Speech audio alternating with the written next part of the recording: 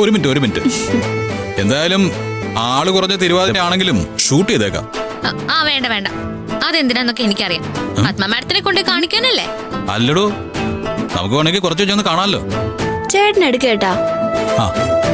എങ്കിൽ തുടങ്ങാം. Okay, ready?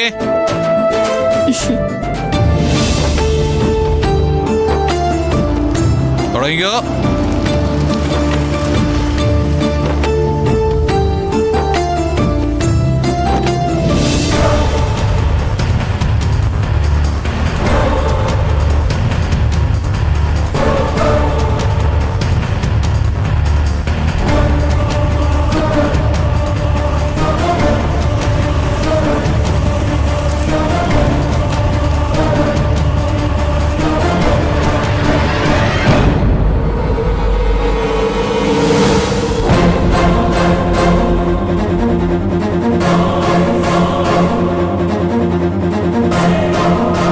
എന്താ ഡാഡി ഇങ്ങനെ നോക്കി നിൽക്കുന്നേ?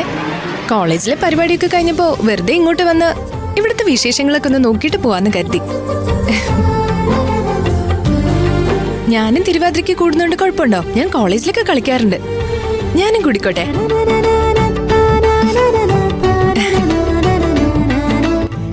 എന്താടോ നോക്കിയിരിക്കുന്നേ? അവളെ കൂട്ടി തുടങ്ങ, കളിക്ക്. നിന്നോളൂ.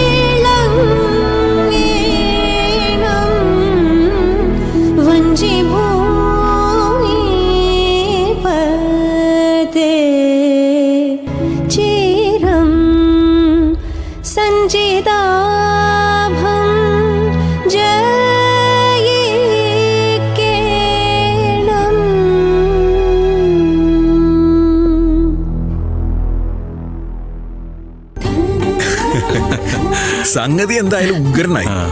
ആള് കുറഞ്ഞു എന്നുള്ള തോന്നൽ ഉണ്ടായതില്ല. എന്തു പറയുന്നു സുദേവ? ഇതൊക്കെ കാണാൻ പറ്റുന്ന ഒരു പുണ്യമല്ലേ സാർ? വേദമോള് കൂടി വന്നപ്പോ എന്താ ചെയ്യേണ്ടെന്ന് അറിയാണ്ടായിപ്പോയി. അവള് ചിലപ്പോ ആവശ്യമില്ലാത്ത കാര്യങ്ങൾ പറയുന്നല്ലാതെ ആള് പാവാ.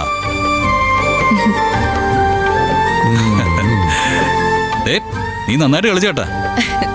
എന്നാലും അകത്തേക്ക് കയറ്, വാ. ഞാൻ എന്തെങ്കിലും കുഴപ്പമുണ്ടാക്കാൻ വന്ന രീതിയിൽ നിങ്ങൾ രണ്ടാളും എന്നെ നോക്കണ്ട. ഓണം കഴിഞ്ഞ് തിരിച്ചു പോകുന്നവരെ എന്റെ ഭാഗത്തുനിന്ന് ഒരു പ്രശ്നം ഉണ്ടാവില്ല, അല്ലേ ഏട്ടാ? അത് പിന്നെ ഏട്ടന് ഉറപ്പല്ലേ? നീ അകത്തേക്ക് കയറ്, ചെല്ല്.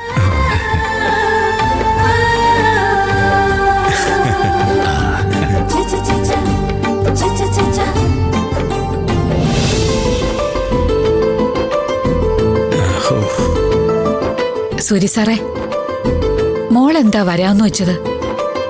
അവളേതായാലും വന്നല്ലോ, അപ്പോ ആഘോഷത്തിൽ നമ്മൾ അവളെയും കൂട്ടുന്നു, അത്രേ ഉള്ളൂ മുത്തശ്ശി. സുദേവാ, എടാ എന്നാലും ഓരോ ആളായിട്ട് ഇങ്ങനെ ചോദിക്കണ്ട അച്ഛാ. ഇന്നലെ രാത്രി വരെ ഈ വീടിനെയും ഇവിടെയുള്ള ആളുകളെയും പുച്ഛിച്ചവരല്ലേ? ഒരാളെങ്കിലും എത്തിയല്ലോ. അതാണ്.